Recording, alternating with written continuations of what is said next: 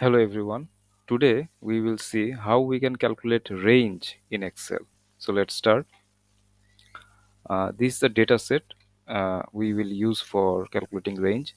So to calculate range, we need to find the maximum value of a data set and the minimum value of the data set that we want to calculate the range.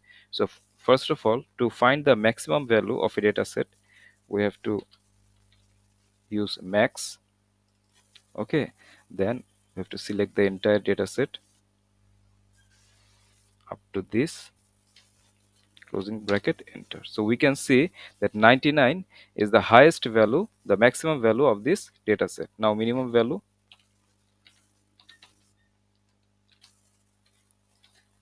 I'm selecting this cell, then pressing Control Shift and down arrow, enter data will be selected, then closing bracket. Okay, enter. We can see the minimum value is 50.